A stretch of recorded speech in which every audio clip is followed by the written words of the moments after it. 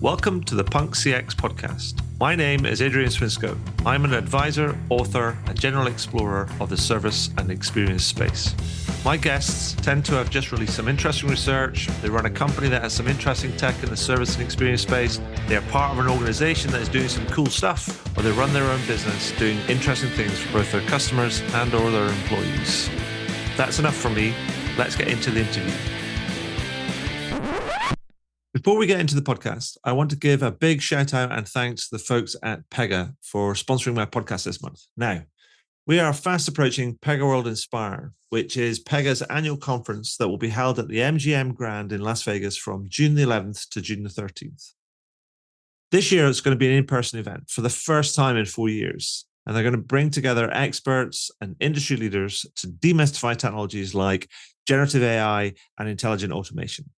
It will also illustrate how enterprises can practically apply these technologies to turbocharge productivity, improve low-code app development, and optimize customer engagement. Now, check out pegaworld.com to find out more, and hopefully, I'll see you there. Shall we get back into the interview?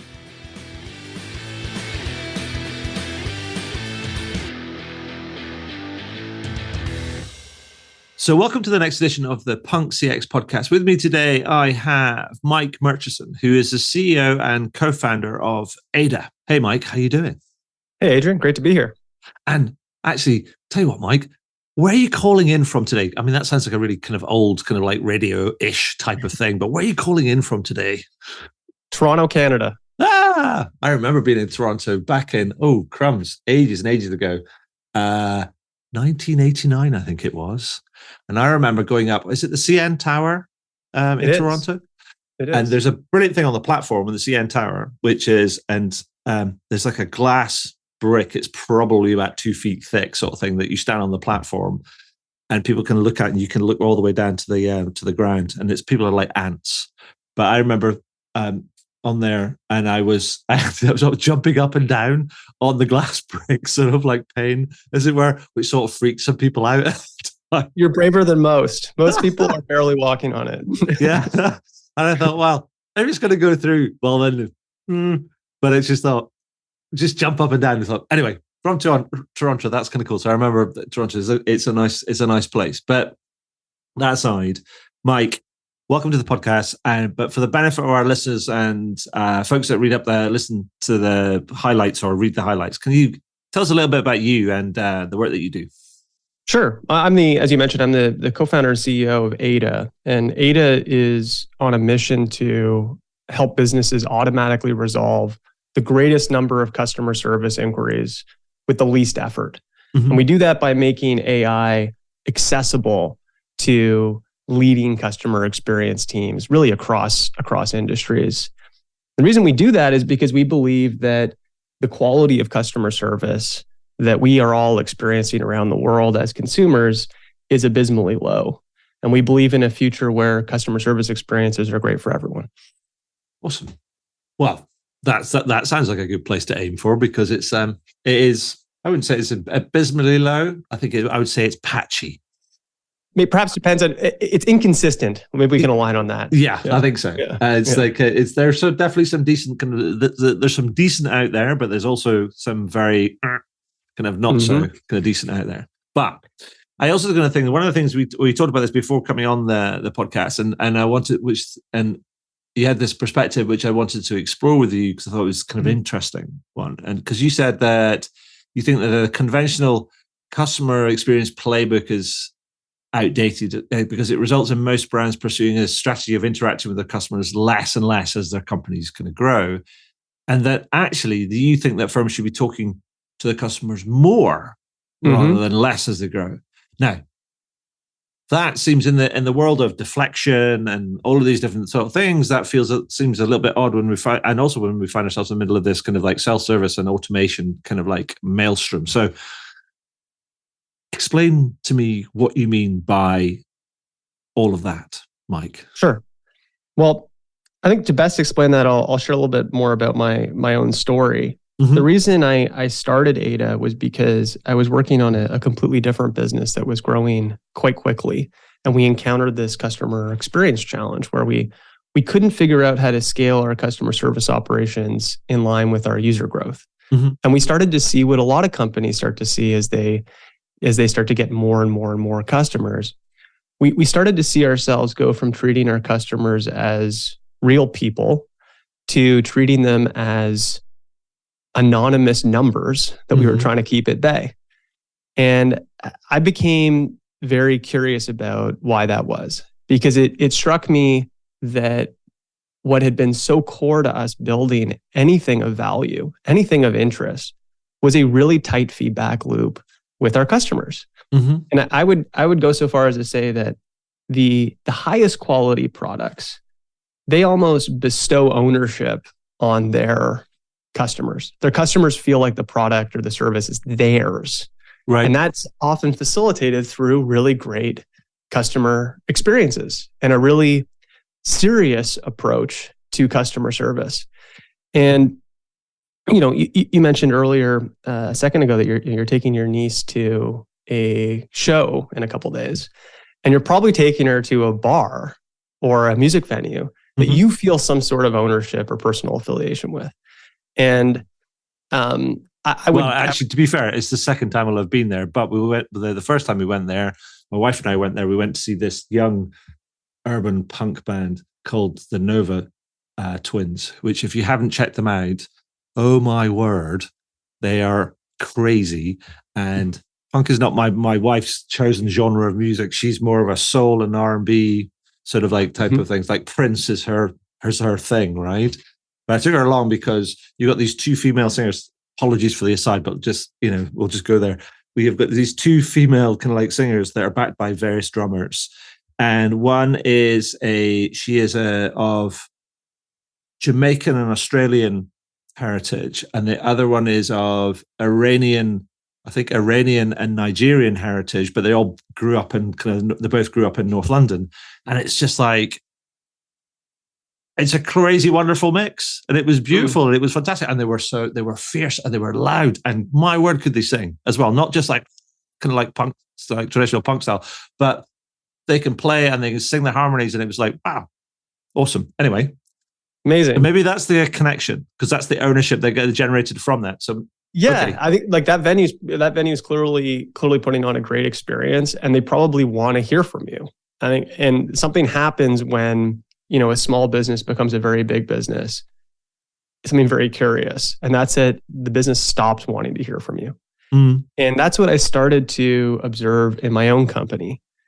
And I, as I mentioned, became really curious about that. So I spent a lot of time with customer experience leaders, really trying to understand, why is it that you're talking to your customers less the bigger you get? And what I did is I picked up the phone and cold called as many VPs of CX, as many chief customer officers as I get my hands on. And all of them said essentially the same thing. They said, well, yes, we are speaking to our customers less the bigger we get. And that's because customer service is a cost center. And I'm personally incentivized to reduce our customer contact every year. My personal compensation at this company is connected to that. So much like you said earlier, Adrian, that we're in this deflection, in self-service world. That's very firmly entrenched, even in the compensation of the folks who are dictating customer experience strategy.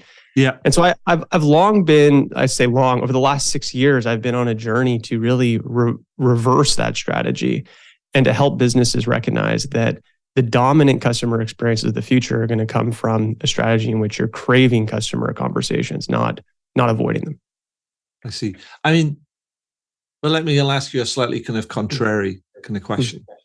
Because isn't the kind of the best customer service no service at all? Well, I think you're bringing up an age-old theoretical question, I would say, which is like, if you have a perfect product and a perfect customer, a perfect service, what is the point of customer service? And I sort of have two perspectives on this. One is that I do agree that in theory, the perfect product, where there are zero bugs, there's zero deficiencies, every customer is treated with, a VIP experience, that you will, in theory, eliminate many customer service inquiries. and maybe even all of some people's definition of what customer service inquiries are. I don't think that world exists, and I think that there's always going to be deficiencies in products and services. But let's assume for the first point that that's actually the case, that we do have that future, that there is a perfect product that could be built. So therefore zero traditional customer service associated with it. If we take that as true, my second point is that the definition of customer service goes far beyond reactive support. Right. It needs to extend into a much more consultative, much more proactive experience in which, sure, my product may be working perfectly, but my use of it could be improved. I could be given tips or guidance around how to get more out of my service, to better incorporate the product into my life. And that's where customer service is increasingly headed.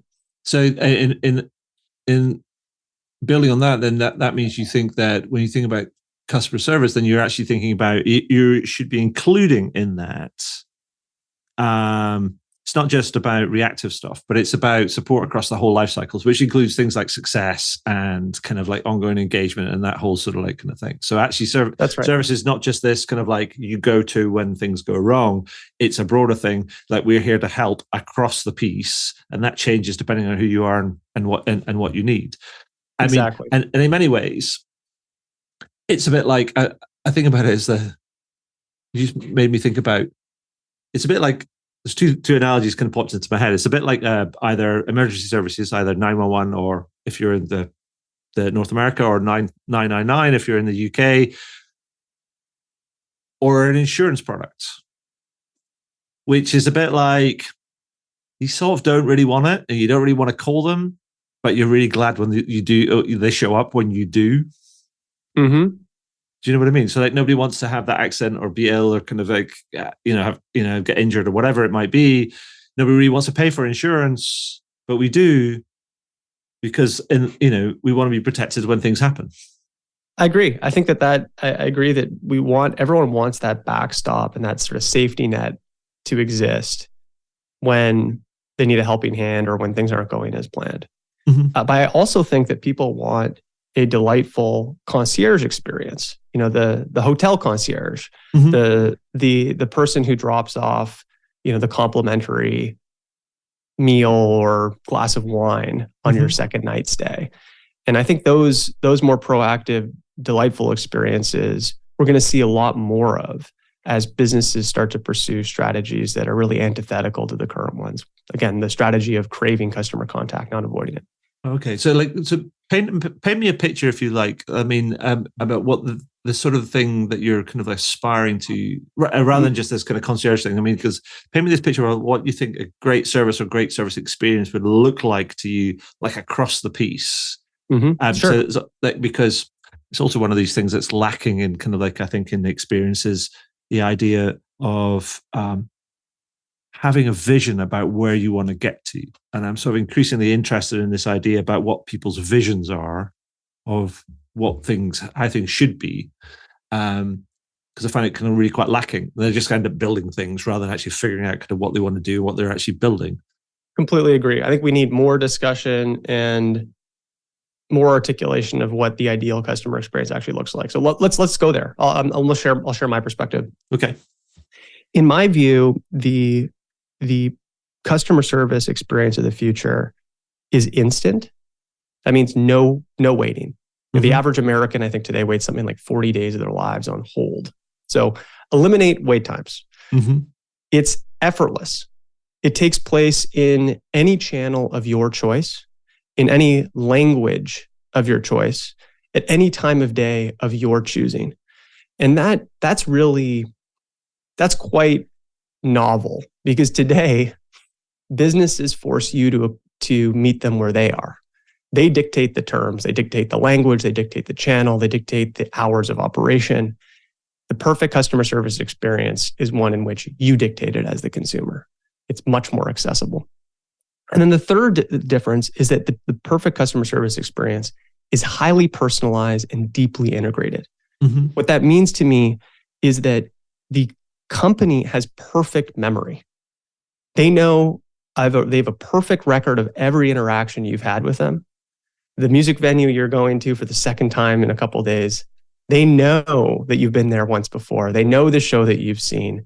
They've designed the experience based on your relationship with them. And that's not confined to a single person in the organization. That is an institutional knowledge they have about you that's disseminated across the whole org. And by deeply integrated, I mean that when you have an issue, you're able to go far beyond, simply being informed around how you can solve the issue. The issue gets solved because the business is taking action on your behalf in systems that today are really restricted to a handful of gatekeepers who have the keys to the castle, so to speak, who you have to navigate, phone trees and hierarchies to be able to get access to. I think it's really through those sort of three dimensions that we're going to see customer service experiences significantly elevate. So, thank you for that. I mean, what I would do is, I would challenge on be kind of where customers are, particularly that point, because I think that's it's a point that it runs into challenges when you, particularly in a corporate reality. When you talk about customer service being a cost center and things, and then people end up adding channels, and then being expected to serve that channel, but they're not being given any greater investment or kind of personnel or whatever kind of like to serve that channel. So what you end up with is you're asked to do more with the same, which it turns out to be less when you're proportionate across channels. And so that feels like it's a challenge. And I've always advocated for people to pick where you're kind of good at. And to pick where you want to be and to be good at, because there is this reality that we know that we will travel for good service or a good experience, right? We know we do that. So like you'll go to, there's a restaurant that's maybe kind of like 3-4 blocks away, which is really great, versus one that's just around the block, which is, it's all right. Now, will you settle for okay if it's like a nice night and it's kind of like decent weather and you can like kind of walk 2-3 kind of blocks and you're physically able and stuff, and you probably go, I'll spend an extra kind of like 10 minutes walking to get to a place where it's decent, right? So we know this in a physical sense. I think we also do it, so we're willing to travel physically for a better service. I think that's the same applies in the digital realm, and that we'll travel to now. And I'll give you an example. Okay. Because it plays into that deeply integrated sort of thing. And I think the Amazon's a really great example. It's a bad example, but a great example. But Amazon's a great example because they tell you where they're going to be. We're here on a website and we're here on your app. And then they go, if you want to get in touch with us, you want to do business with us, you have to create an account and sign in, and then we know everything about you. So they set out their stall and they go, ta-da! And people just show up, and it's like, if people are like going on Twitter or Instagram or wherever, they're like going, we don't care, we're over here. Well, look, I take your point that humans are accustomed to compromise, and that compromise exists in our day-to-day life. But I would argue that one of the byproducts of progress, technological progress, is that we have to compromise far less. And my belief is that what is so unbelievably exciting about this moment in history and the future of customer experience broadly is that the economics of AI completely challenge this notion that humans are going to have to compromise with regards to their experience they receive from businesses. And that's because the cost of communicating to a customer in an AI-first paradigm is many orders of magnitude less than it is in the conventional paradigm. Yeah. And so I would argue that you won't have to choose. You will choose to walk to the restaurant for the 10-minute walk because you enjoy the walk, not because you feel like you have to, so to speak. Right. And that's because brands will be able to offer an amazing customer experience on every channel. It won't cost them it'll essentially cost them marginal, the effective marginal cost of adding a channel will be essentially zero. And that will enable the business to offer an incredible experience across voice, across live chat, across messaging, across you pick the channel. And that's, I think, not only going to be an economic reality that's increasingly true today, but it will be a competitive reality for most businesses as they think about their customer experience strategy and what it means for the future of their company.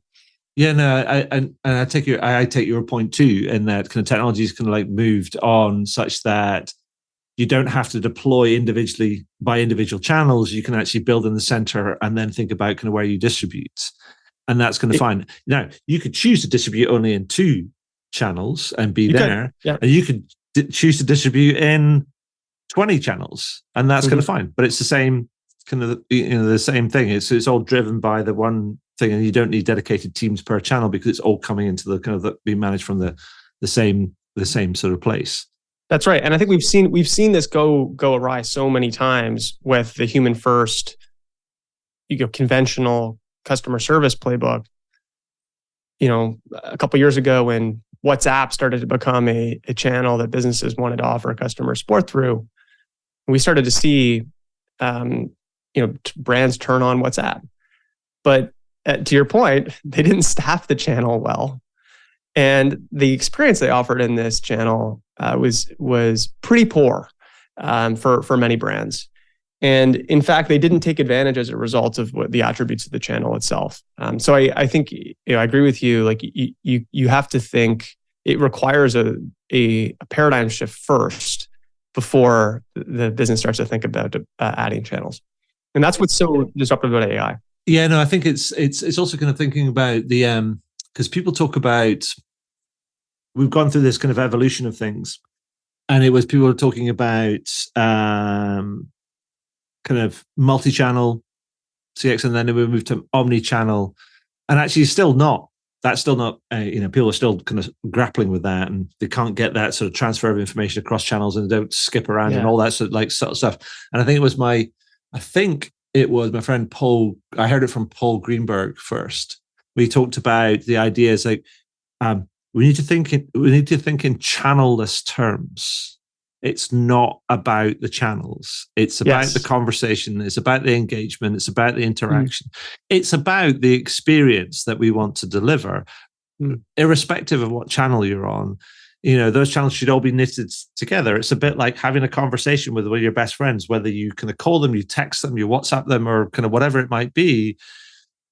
You and I are having that kind of conversation, let's say, and doesn't matter on the channel sort of thing. We're having a conversation across different sort of, different kind of channels, and that's that's the kind of almost that's the bar. Completely agree, and I think we sort of naturally in our personal lives, we take advantage of we weave channels together, and we take advantage of the attributes of a given channel based on where our conversation is going. If we're talking on the phone, but we have a visual conversation, you'll switch to FaceTime, or you'll snap a picture and text it to me. And that's something that we're going to start to see businesses do a lot more of when they embrace the new paradigm. And so to make this, this all sounds wonderful, but to bring this to life, do you have any examples of kind of brands that you think are actually kind of are achieving that? You're working with, obviously, that are achieving that level of service experience, and he tells a little bit about them, what they've done, and also the benefits they're achieving, just to kind of bring this type of a kind of approach that you're talking about to life. Sure. So we work with many brands who really are amongst some of the most innovative sort of digital first brands in the world. The Canvas and Squares and Metas and Squarespaces of the world. I would say that some of the most, what's common amongst them, but some of the most compelling experiences that they've created is that, first of all, they're speaking with their customers far more. In many cases, they're 2 to 3xing the total number of conversations they've ever had with their customer base. Secondly, they're doing so in a very accessible fashion. So they're deploying their technology, they're deploying their customer service in partnership with Ada in a multilingual capacity. Mm-hmm. So you can talk to these brands in any language, and their customer service will default to your language, which is, I think, very compelling. And that started to change the way that businesses serve international markets. Mm-hmm. And we had a good example of this recently is Canva recently went live in China on WeChat mm-hmm. in Mandarin. Mm-hmm. And that's a very the challenge of launching in a new language in a market that was formerly harder to serve for many brands is now being completely changed. And then finally, we're seeing these companies go far beyond, as we talked about earlier, reactive customer service to being much more deeply integrated. So you can perform actions. The customer service experience can perform actions for you automatically, changes to your account, payment processing, refunds, you name it. Things that formerly required, in many cases, days or weeks to automate or to get through are now fully automated and instant. And they're personalized and proactive. You'll regularly get an outreach from something that the brand has detected that you're late for your flight, for example, and you may consider rebooking. This is something a use case that we see a number of our airline customers employ Ada to take advantage of. So it's so exciting to see the experiences that are being created when you embrace this new paradigm. And I think many of our customers, while they're pushing the boundaries, they're also just scratching the surface of what's possible. We're one thing I'm very excited about is, we mentioned, omni-channel. Ada will very shortly be launching Ada Voice. And so you will be able to deploy your AI across not only all digital channels, but also traditional voice channels as well. And that's starting to unlock, we have a number of customers who are using this today, starting to unlock these new hybrid experiences that are very similar to the ones that you and I spoke about. Mm-hmm. Where the conversation is naturally flowing between voice and messaging in a way that the conversation dictates, the business doesn't dictate. Right. And so those are some examples that are just very, very exciting to me. That's kind of cool. But it also kind of makes me think that if I think about the agents, because when you're talking speaking, it's like speaking in when you're speaking to your customers or customers speaking to brands, you're talking about speaking. It's speaking in the broadest sense. It's engaging with it, and that could be engaging with an intelligent bot or application, or with an agent across different kind of channels. That's just for my own clarity. Just yes. When I say speaking, I don't. In many cases, in all cases, what's driving the increase in conversation is mm-hmm. the communication between the brand's chatbot mm-hmm. and the customer. Yeah, and we should go there maybe about what's the value of talking to. There's not much value in talking to a dumb chatbot for sure. No. But, and there was a lot of those kind of deployed in the latter part of 2020, whenever we thought that chatbots were the answer to all things and mm-hmm. everything. But let's not go there right now. But it makes me also think about all of this sort of stuff is that, and I know it's something you've got a view on that, is that, and I'd like to hear that, is that so that means that the role of agents, either service agents or experience agents, however you want to term them, is going to change mm-hmm. over time. So how do you think those service support teams, how are they going to change, and what are they likely going to be doing, or spending mm-hmm. their time doing it in the future? That's So I firmly believe that the future of customer service is agentless. And that's not to say that there's not going to be customer experience professionals. I think there's going to be many more customer service and customer experience professionals than there are today. So you mean, when you say agentless, you mean like as in the traditional sense, in terms of how we kind of receive it today? or how we understand it today? The traditional customer service agent role is going to fundamentally change. That's what I mean by agentless. And it's going to evolve such that customer service agents are going to increasingly play a role where they're orchestrating and coaching the AI, a business's AI. So you'll see the shift from reactive customer support to proactive AI coaching. And we see all our clients today doing this. They're starting an ACX team, automated customer experience team, or AI customer experience team, and often they're promoting some of the top performing customer service reps into this team, and they're performing AI coaching duties often inside Ada's software deployment with this company. And that's been really, really exciting to see the career trajectory evolve for customer experience professionals. I also believe that the role of the traditional customer service agent will change such that there will be far more proactive outreach that's much more consultative and much more almost like what we view in the B2B world as like account management. Yeah.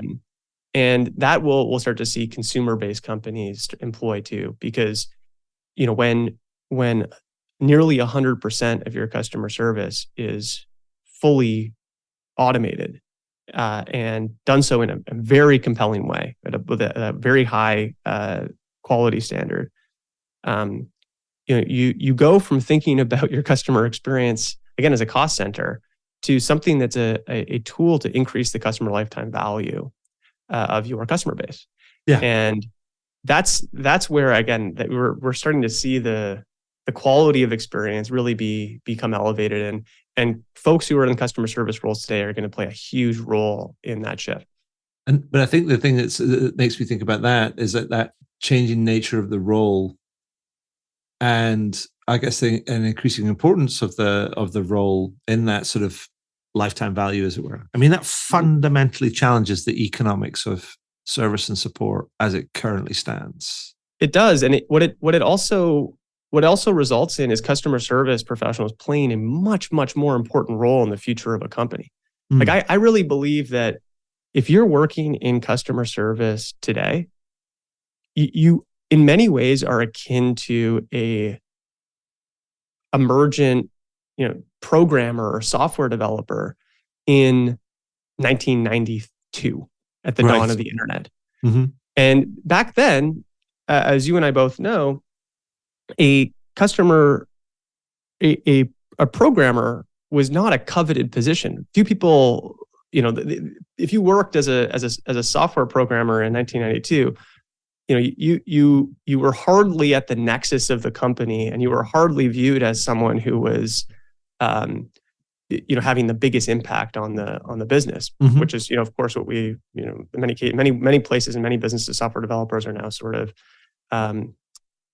viewed as having amongst the highest impact in the company. Sure. The same thing is true, I believe, of customer service agents today, because what happens when the brand shifts their strategy from avoiding customer contact to craving it, when you shift from reactive customer support to an AI orchestration and coaching skill set, the customer experience leaders start to have way more data, and they start to become the hub of the company that other departments go to inform what should we build next?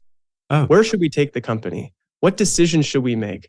Because you own the voice of the customer. You have the deepest understanding of what folks are happy with and what they're not.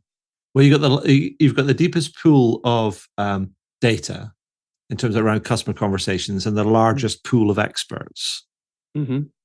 And it always feels kind of like, I've advocated for this for a while. I actually kind of advocated for the idea now is that,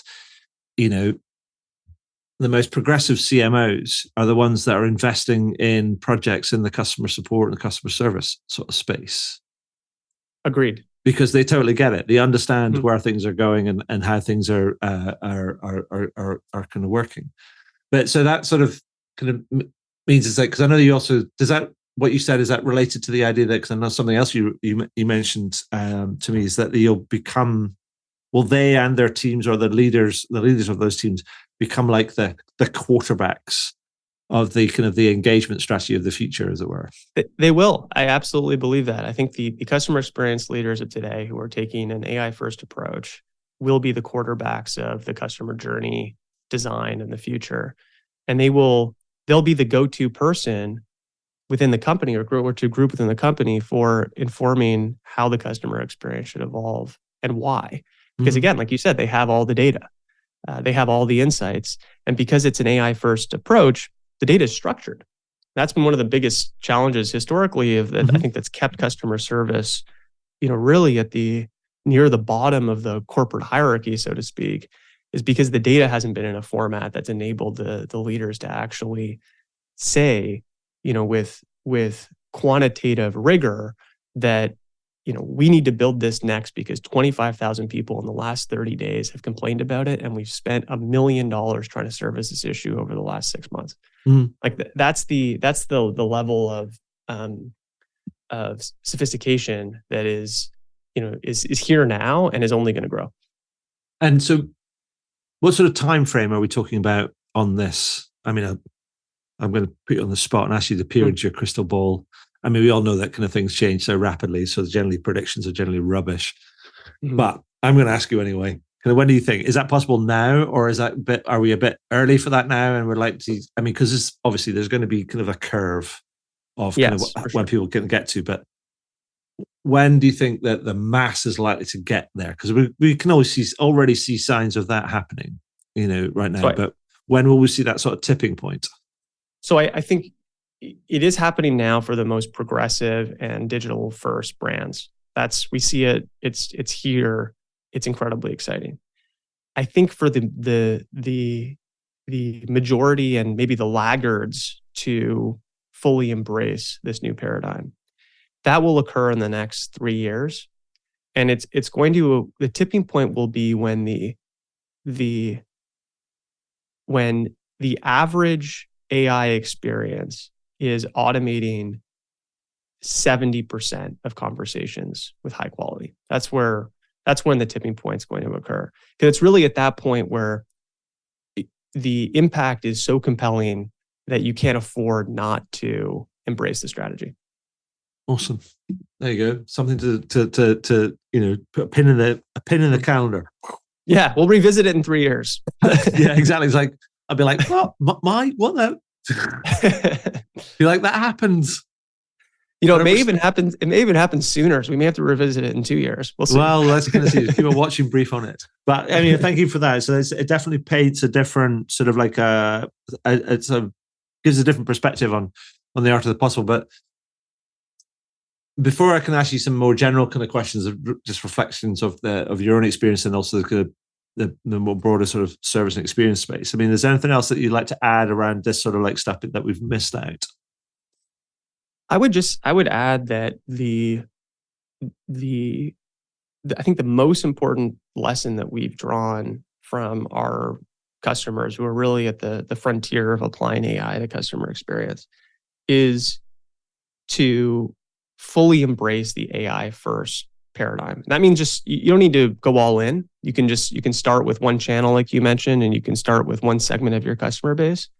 But those who are most successful, they are quick to deploy something new, and they're quick to experiment, and they're often seeing the results far faster than they thought. And so historically, I think folks have assumed that AI is an add-on, and that we'll sort of bolt AI onto the conventional approach.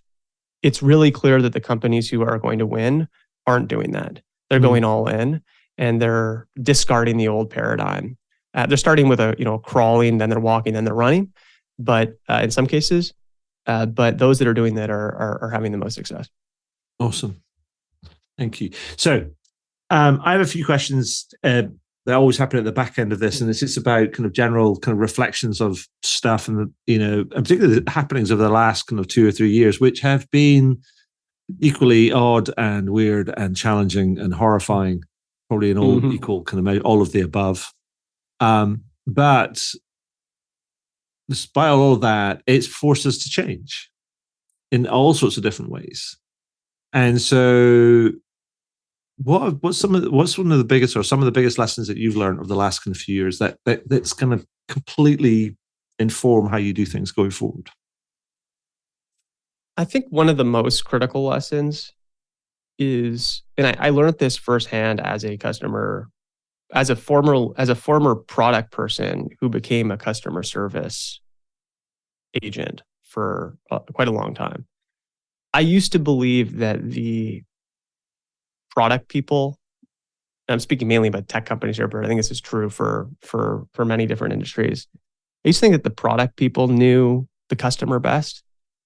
And I now firmly believe that it's the customer service, customer experience leaders and agents in that organization absolutely understand the customer best. And they are woefully underleveraged in most businesses. Mm-hmm. Yeah. Good lesson. And here to that, the gold spinal tap and turn that one up to 11. Yes. But building on that, if I was to ask you, what would be your best advice to somebody listening in that wants to improve their customer experience or their customer and or employee experience, and it said, Mike says, do this, ... complete that sentence in a parentheses. How would you complete the sentence?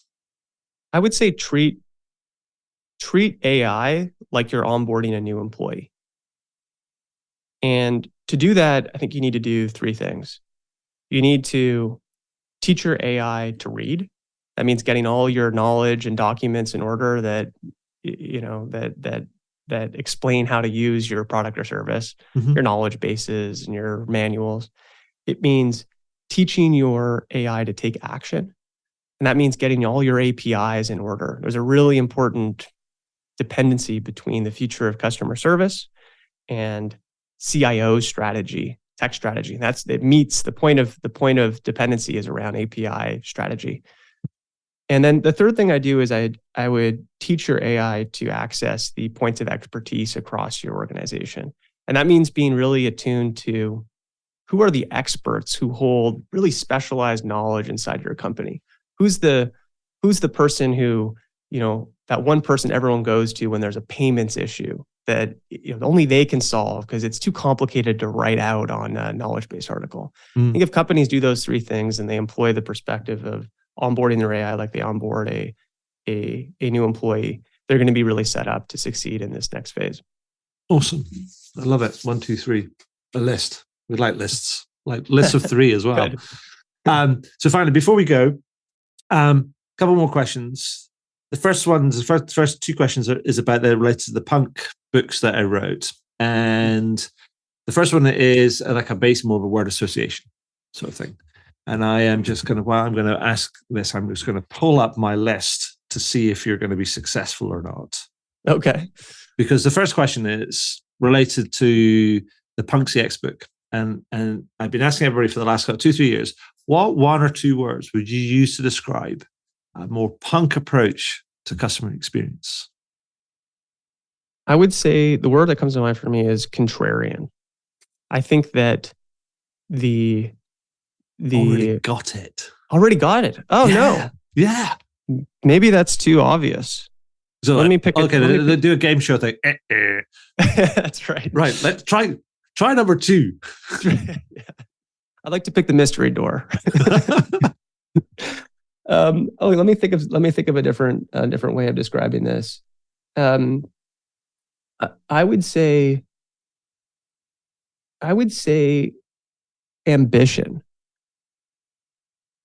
Oh, ding!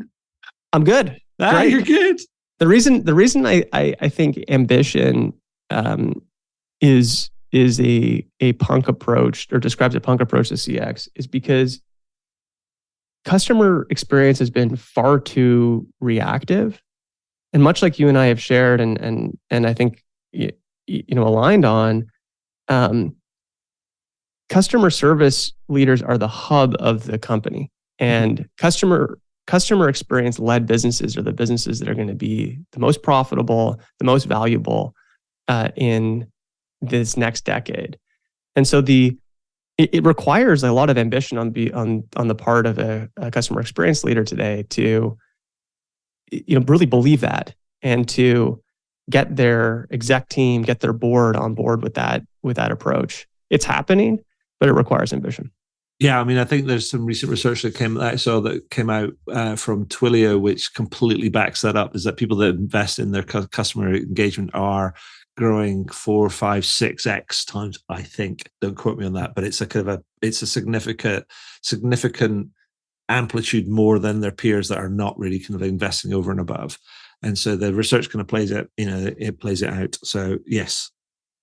So second question is there was a follow-on from the Punk CX book, which was Punk XL, which posited as this idea of it's no longer sufficient to talk about customer experience in isolation, and we have to think about experience as a broader domain, and we have to think about that in a more of a holistic, integrated, systemic way. And companies that do that think about experience leadership. That's what the XL stands for. So which brand do you think is an experienced leader, and why? For me, the future of customer experience is it's best understood through your local coffee shop. That's my pick, your local coffee shop. And the reason for that is because your local coffee shop really exemplifies the future customer service strategy that companies are going to increasingly employ. And that's because they crave conversations with you. They don't avoid them. They want you to come into their shop. They know your name when you enter the shop. Mm-hmm. They remember your favorite order. They strike up a conversation with you. They know a thing or two about you. It is a warm and welcoming and delightful experience. They seek to improve the experience you're having without being asked. There's so much that customer experience leaders and companies broadly can learn from spending more time in their local coffee shop. I think it's ironic in some ways, but that's what I do think that the future looks a lot more like, sipping a coffee around the corner from where you live.